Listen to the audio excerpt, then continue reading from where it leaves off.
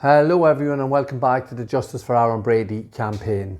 In our last video we went through some of the details in regards of Aaron's appeal, which finished on Thursday of last week.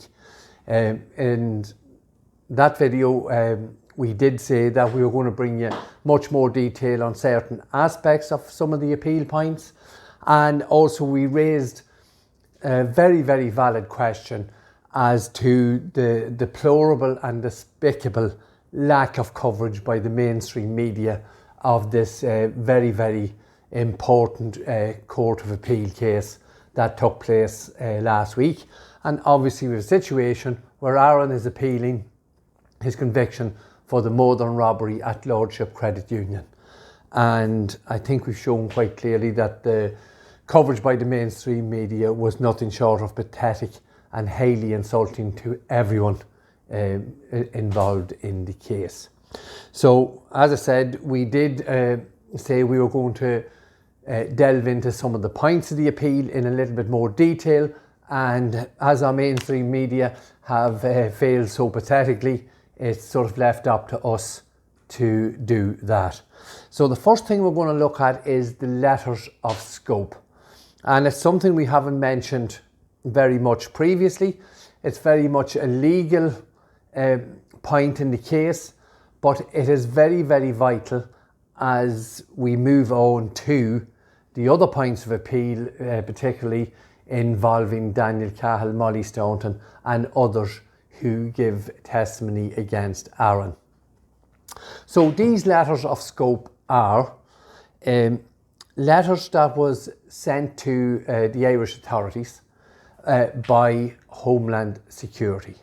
So there's two Homeland Security officers who are very involved in the investigation into the murder of Detective Guard Adrian Donoghue, but obviously they were involved in New York. Although Aidan Katske did go a little bit rogue and went further afield, but we will be dealing with that in a later video. So we have these two agents in particular, Matt Katske and Mary Ann Wade. And in November 2019, this letter of scope was sent by Agent Matt Katske, it seems, to Detective Mark Phillips, Senior Investigating Officer in the case at the time. Now that in itself is strange, that it was sent officer to officer and not from Department of Justice, from the state, the Justice Department in New York, to the Minister for Justice here in Ireland. Notwithstanding that, we know it's somewhat strange, but that is what happened. It appears Detective Phillips sent an email with this letter of scope to Senior Prosecution Counsel Brendan Grehan. And Mr. Grehan didn't see this email.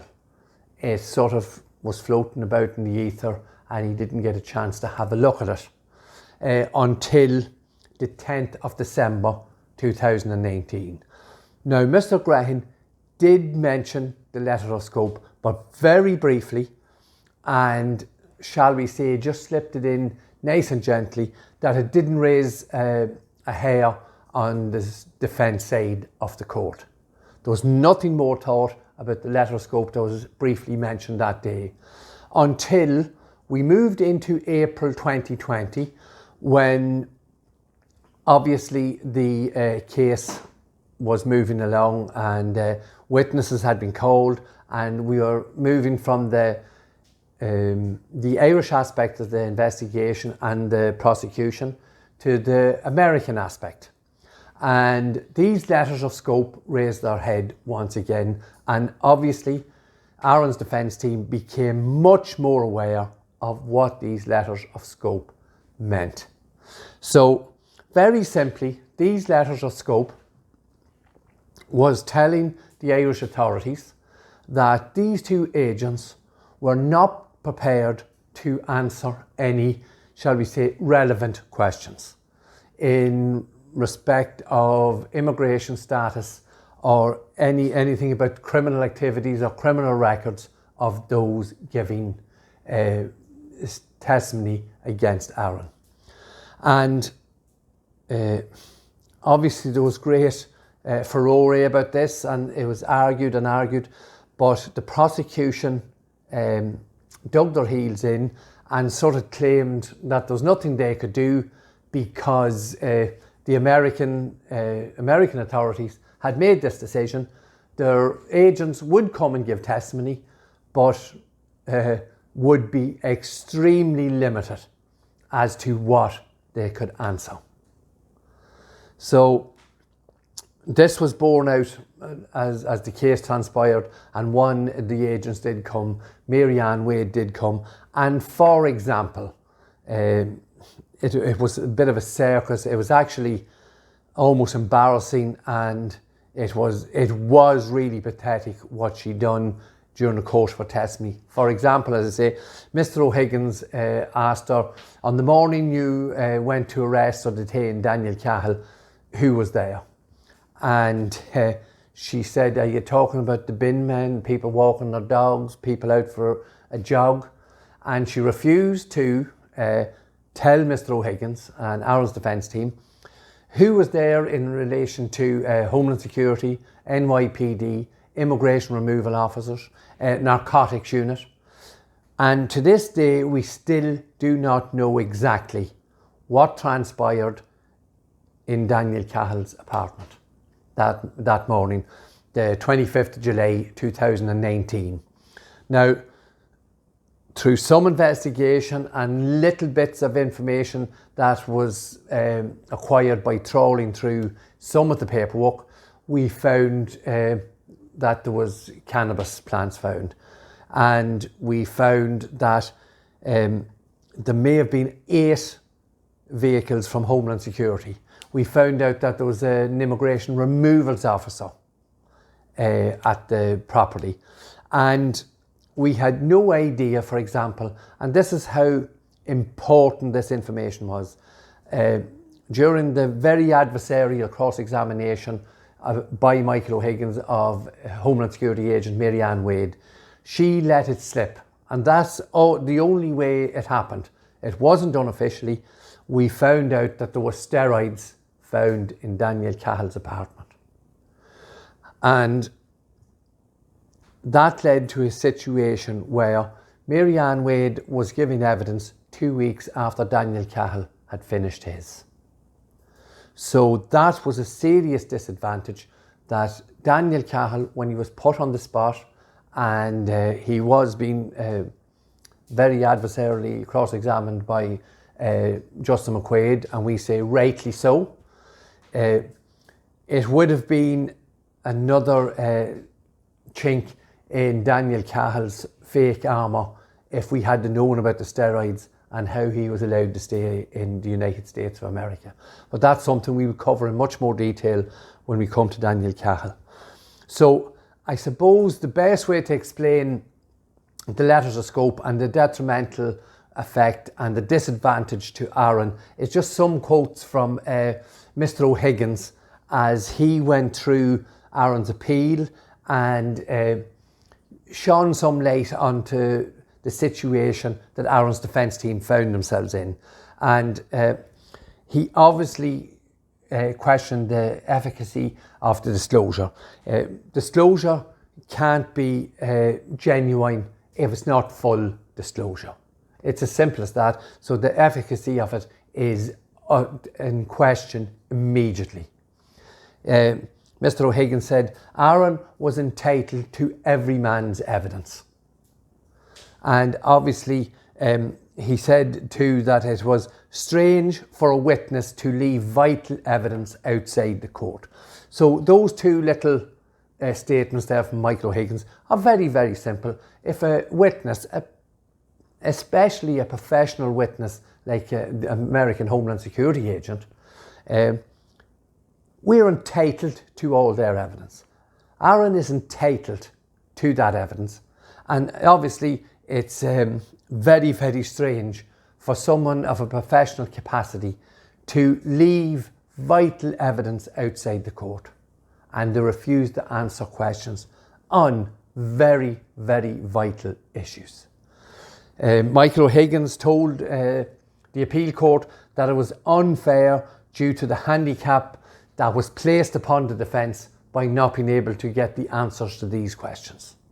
So Michael O Higgins, one of the most esteemed barristers in Ireland, is telling the appeal court that Aaron Brady's defence was handicapped due to the behaviour of these agents, and they continually hid behind these letters of scope. And Mr. Higgins also said that of what we are denied is vital. And it's as simple as that. I think those few quotes from Michael O Higgins that Michael O Higgins gave to the appeal court judges sums up exactly the effect these letters of scope had on Aaron's defence. And the letters of scope again were very fluid, because Agent Katske gave details and would answer questions on Aaron's immigration status.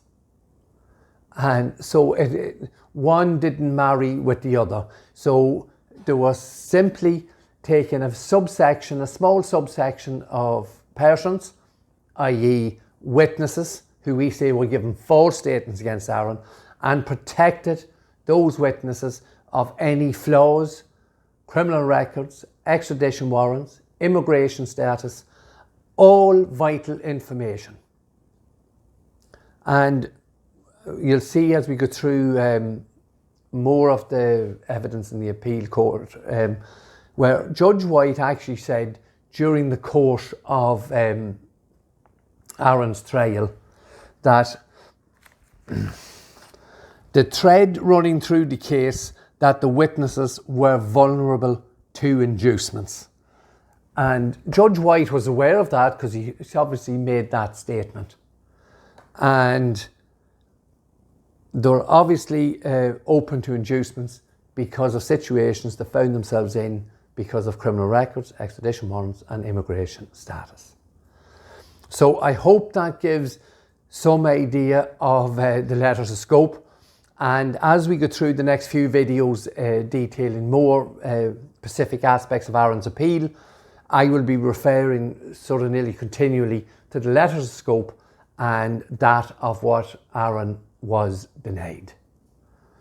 So I hope that gives a little bit of information in relation to the start of the appeal process, and we'll be bringing more videos, as I say, on other specific parts of the appeal. Once again, thank you for watching. Please continue to like, comment and share. If you've seen our last video, I think it would be very prudent, and I would really ask any of our followers to put the question out there via Twitter, Facebook, emails or whatever, as to why each and every one of our mainstream media outlets did not report correctly on the appeal, Aaron Brady's appeal, in respect of the murder of Detective Garda Adrian Donoghue. And I think I've shown it, particularly RTE, our national broadcaster, never mentioned it once. And we're saying quite categorically and quite clearly that our mainstream media are simply puppets and are being controlled by the state on Garda Síochána and the DPP. So if you had a mind to do so, please let the mainstream media know that we are watching them, because they should be giving you, the Irish public, vital details about points of appeal like this, the letters of scope. So once again, thank you for watching. Please continue to like, comment and share, and we'll see you very shortly in the next video, and we'll go into more detail on another appeal point. Thank you once again, and goodbye.